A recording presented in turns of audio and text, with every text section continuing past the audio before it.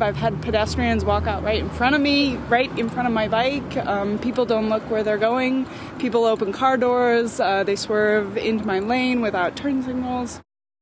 Look for our special multimedia series on sharing the roads, Right of Way, beginning May 6th, with reports right here on Greater Boston, on radio on 89.7, and through our partners at wickedlocal.com.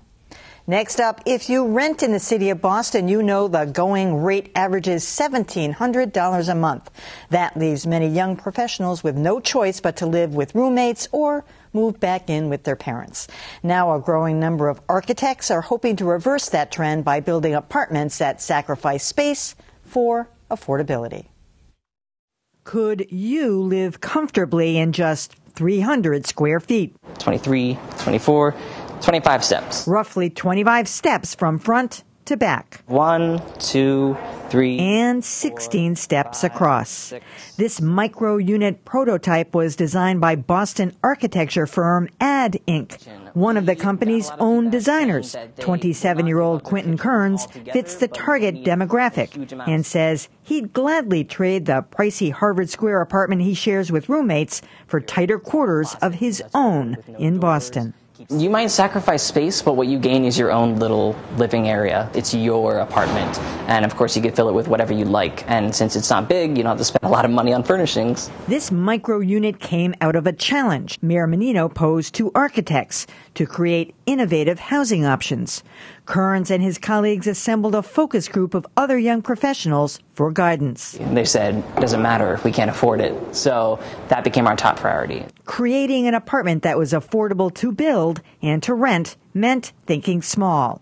To avoid the feeling of a shoebox, the designers came up with an L-shaped unit with distinct kitchen, dining, and living areas. Ad Inc. executive Tamara Roy says apartments this compact work best in buildings with common spaces. And maybe a barbecue on the roof in a roof terrace, something like that, so that you feel like you're a part of a community. And that mitigates the sense of the size of your own unit.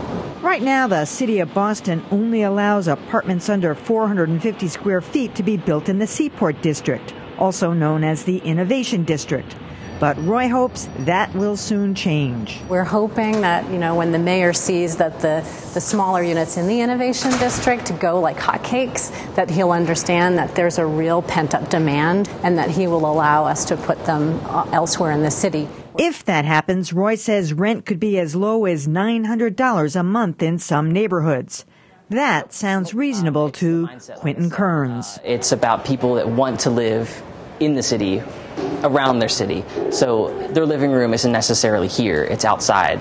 It's on the street. It's in the common spaces. It's the city at large. Trading square footage for the chance to live in the big city. I'm joined now by B.K. Boley of the design firm Ad Inc. and Cairo Shen, chief planner for the city of Boston. Welcome to you both. Thank you. Well, of course, the first thing you do when you look at this, every person who's watching this is thinking, I wonder if I could do that.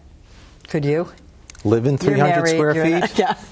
I think so. I mean, one of the demographics that we're also trying to cater to are people who are empty nesters moving back into the city. Couples in 300 square feet? Couples. So we've heard of a lot of folks who have come to some of our workshops who are interested in smaller units, not just emerging professionals. What do they do with all their stuff? They probably have to put their stuff elsewhere, but the thinking behind this is that a micro unit is going to be joined by a number of different size units in a particular floor. So there's going to be storage also in the building. There's going to be other amenities that they could use in the building as well. So this could be even like a pied-à-terre, not like the home base. So, that's what we've heard they've been looking for. So, Karis, I actually don't understand why the city would resist building units that are less than 450 square feet if there's a demand for them. I mean, why not? There's got to be a reason. Well, I think there are some long-standing standards for what a unit size should be, and that came out of probably the reaction at the time when there were a lot of tenements within the city and the quality of life in those very small units were questionable. True. People have said that there are plenty of 200 square foot units in Beacon Hill that have been renting for a long time and have been desirable. I think what we were focused on are the newly built buildings and making sure that we're not just dealing with or addressing the issue about size, but the overall quality of the units that are being produced. And clearly what you saw just now and what BK and his firm has been working on have been some very decent units. But Tamara said in that clip that the most important thing is that you're not relying just on the units themselves. That there you need other open space. You need open space and common space. And I think when the mayor asked us to sort of look at this whole question about how can we innovate housing and make more housing accessible in terms of price to people who want to live in the city, we were thinking of different ideas of if you rent a smaller private room or apartment, then you can do the things that you might want to do if you had a bigger apartment in shared space that you wouldn't be paying the full freight for. So, BK, though, are these all rental units? Is that what we're talking about right now? Or are we talking about actual condos that would be 250 They're all rental units primarily. Most of the projects that we're looking at in the Seaport District have a small proportion of these smaller units, thanks to the mayor and thanks to Kairos, in larger buildings.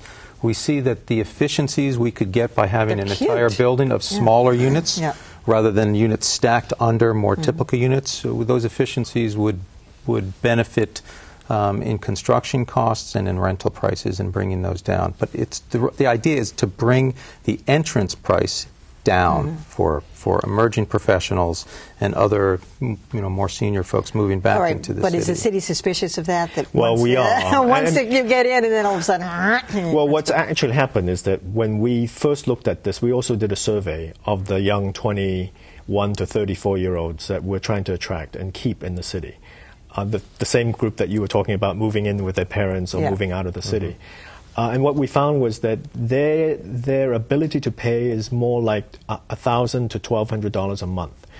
And we were very concerned at the time when we were thinking about, okay, you can reduce the size of the units and reduce, because the cost per square foot could be kept the same at the market rate, that you could get units as cheap as that.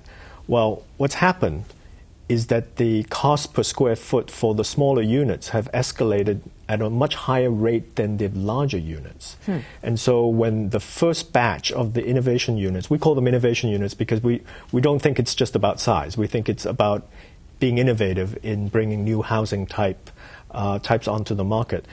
The suggested rent for, let's say, approximately 450 square feet was somewhere in $2,100. Wow. So from the time when we actually devised this idea in a symposium with the mayor and the landowners down in South Boston, the rent per square foot had escalated and the rental market had gotten so strong that what we hoped to be 12 or maybe even 1,400 monthly rent, actually, when we the first batch coming online that just came online turned out to be 2,100. I mean, can you control that, BK? I mean, well, it's also demand. Yeah. So those units that we're talking about, which are in a project in the Ford Point, they had to have a lottery because so many people were interested in them, even at this escalated price. Have they actually opened up yet? Or they have opened up, and there's only 2 remaining to be rented. So they're kind of flying off the shelf. So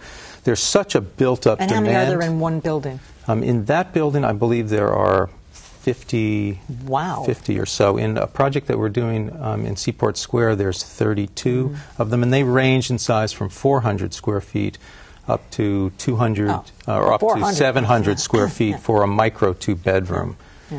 But we're trying to get it even farther down because it is, as Kairos suggested, it's a matter of dollars per square foot. Yeah, so are you worried that it's too much of a cash cow for the developer and not enough? Well, what's happening is that once we did, at first there was the developers are saying we don't know that we can rent them. And as we were permitting them, it became clear that there was a market for them and that they could easily get financing. So we're getting a lot of requests to do more in the Innovation District and also outside Longwood of area. And the Longwood area, we've talked to developers who've come in and said, this would be great for the Mission Hill, Fenway, Longwood area. The issue is this. I think, our regulations haven't been fast enough in developing to really know how we can best manage these units. Now, so there's a market for it. It's clearly lucrative for the developers.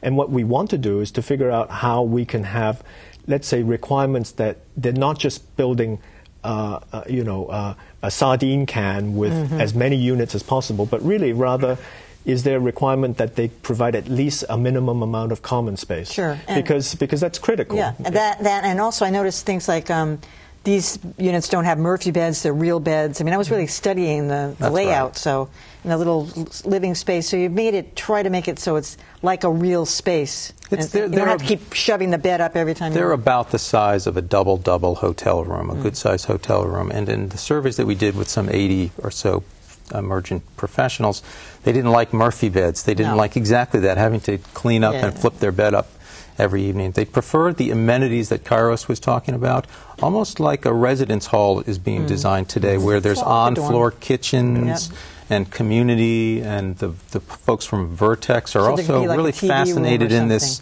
energy that happens on each floor and then in the entire building. All right. It looks a fascinating project, right? Kairos Chen, thank you so much. BK Bowling. Thank you very much. Thank you.